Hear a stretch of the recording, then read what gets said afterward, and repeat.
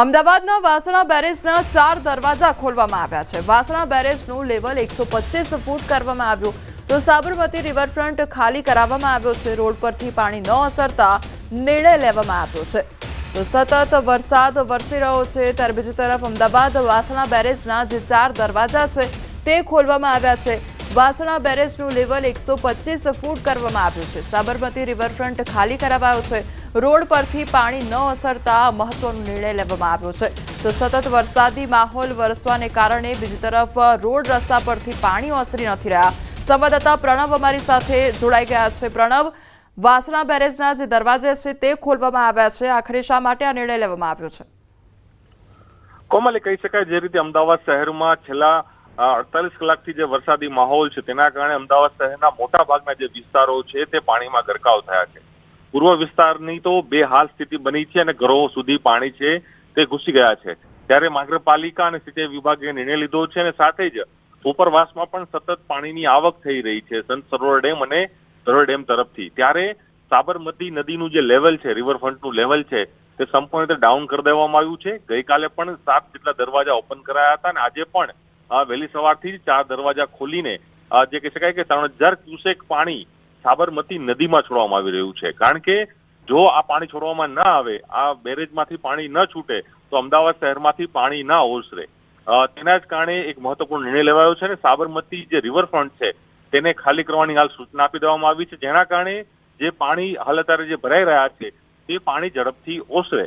પરંતુ હવે આફત એ થવાની છે કે જો આ પાણી બહાર નીકળશે એટલે જે વાસણા બેરેજમાંથી જે પાણી છૂટવામાં આવશે તો આગળના જે ધોળકાથી ધંધુકા જે ગામડાઓ છે તે ગામડાની સ્થિતિ ખરાબ થશે અને તે ભયાનક સ્થિતિ બનશે। કારણ કે આ તમામ પાણી સાબરમતી નદીના મારફત એ તમામ જે ગામડા ત્યાં પહોંચે, તેના કારણે અમદાવાદ સિટીને બચાવવા માટે હવે અમદાવાદ ગ્રામીણ વિસ્તારના લોકોનો ભોગ અહીં ચોક્કસપણે લેવાઈ રહ્યો છે।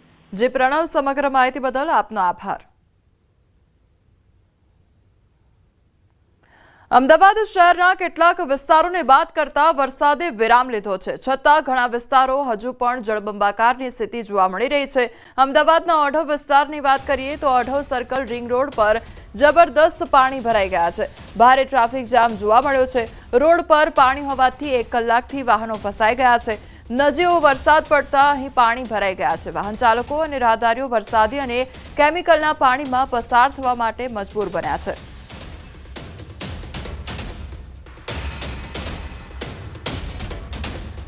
તો અમદાવાદ કોર્પોરેશનની પ્રી મોન્સૂનની કામગીરીને લઈને પણ અનેક સવાલો ઉદ્ભવી રહ્યા છે। ત્યારે અનેક સવાલો થઈ રહ્યા છે કે આખરે શહેરીજનોની સમસ્યા કોણ સાંભળશે તેવા અનેક સવાલ ઉદ્ભવી રહ્યા છે, કારણ કે તે લોકોને પારાવાર મુશ્કેલીનો સામનો કરવો પડી રહ્યો છે અને માત્ર મોટી મોટી વાતો જ કેમ કરવામાં આવતી હોય છે, કામગીરી શા માટે નથી કરવામાં આવતી? દર વર્ષે ચોમાસામાં આ જ પ્રકારની પરિસ્થિતિનું નિર્માણ થાય છે, ત્યારે શું અધિકારીઓને પાણી નથી દેખાતું તેવા સવાલ ઉદ્ભવી રહ્યા છે, કારણ કે ઠેર ઠેર પાણી ભરાઈ ગયા છે અને કોઈપણ પ્રકારના નિકાલની કામગીરી કરવામાં નથી આવી।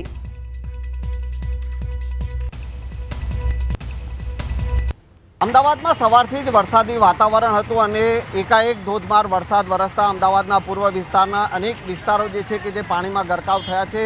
હાલ હું એ દ્રશ્ય આપને બતાવીશ કે આ ઓઢવ વિસ્તારનો મનુ સાહેબની ચાલીનો આ વિસ્તાર છે અને જીઆઈડીસી તરફ જતો આ રોડ છે અને થોડા સમય પહેલાં જે ધોધમાર વરસાદ વરસ્યો અને તેના કારણે આ વિસ્તાર પાણીમાં ગરકાવ થઈ ગયો છે। જ્યારે પણ વરસાદ પડે છે અને આ જ પ્રકારની સ્થિતિનું નિર્માણ અહીંયા થાય છે અને કલાકો સુધી આ પાણી જે છે તે ઓસરતા નથી અને અત્યારે પણ આ સ્થિતિ અત્યારે અહીંયા જોવા મળી રહી છે।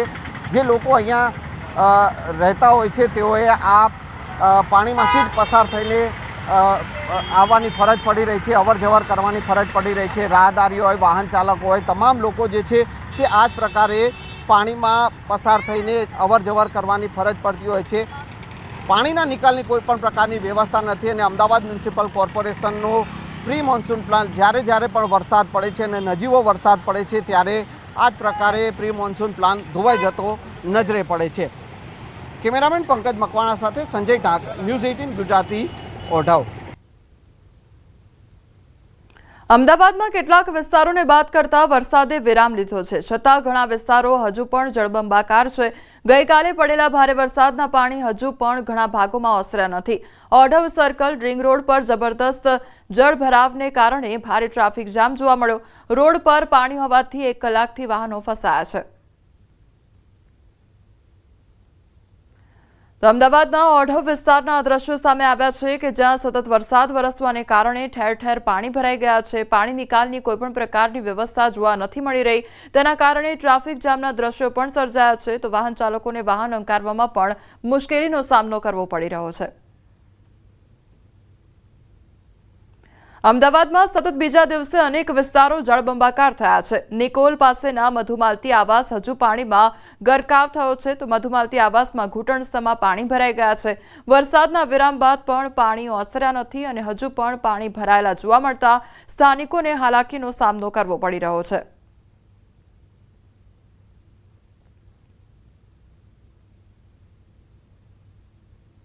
અમદાવાદના અનેક વિસ્તારો પાણીમાં ગરકાવ થઈ ગયા છે। લાંબા એસપી રિંગ રોડ પર પાણી ભરાઈ ગયા છે, તો કાર ડૂબી જાય તેટલા પાણી ભરાઈ ગયા છે।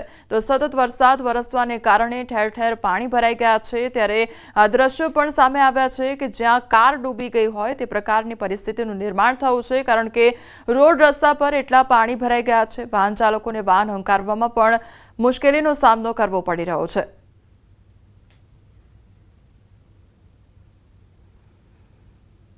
અમદાવાદના ઘણા ભાગો હજુ પણ તરબોળ જોવા મળી રહ્યા છે। ગોતાના વૃંદાવન હાઇટ્સ પાસે રોડ પર હજુ પણ પાણીનો ભરાવ જોવા મળી રહ્યો છે। ગોતા વંદે માતરમથી જગતપુર તરફ જવાના રોડ ઉપર વૃંદાવન હાઇટ્સ પાસે વરસાદી પાણી ભરાઈ ગયા છે। લોકો વરસાદી પાણીમાંથી પસાર થવા માટે મજબૂર બન્યા છે।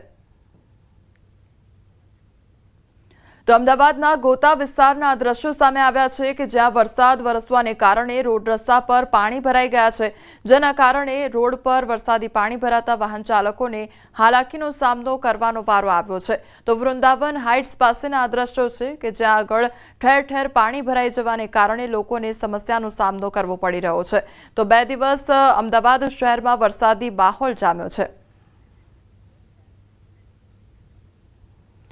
અમદાવાદના ઘણા ભાગો હજુ પણ જળબંબાકાર જોવા મળી રહ્યા છે। શહેરના ચાણક્યપુરીના ઘણા ભાગો તરબોળ થયા છે।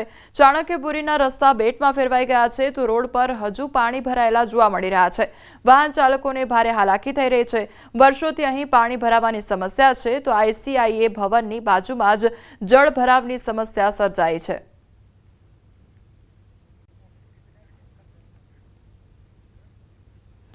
છોટાઉદેપુર તેમજ ઉપરવાસમાં પડેલા ભારે વરસાદને કારણે સુખી ડેમમાં પાણીની આવકમાં નોંધપાત્ર વધારો થયો છે। સ્થિતિને ધ્યાનમાં રાખીને તંત્રએ 5 નંબરનો ગેટ 30 સેન્ટીમીટર ખોલી 1000 ક્યુસેક પાણી ભારત નદીમાં છોડ્યું છે। નદી કાંઠાના વિસ્તારોમાં પાણીની સંભાવના રહેતા તંત્રએ લોકોને એલર્ટ રહેવા માટે સૂચના પણ આપી દીધી છે।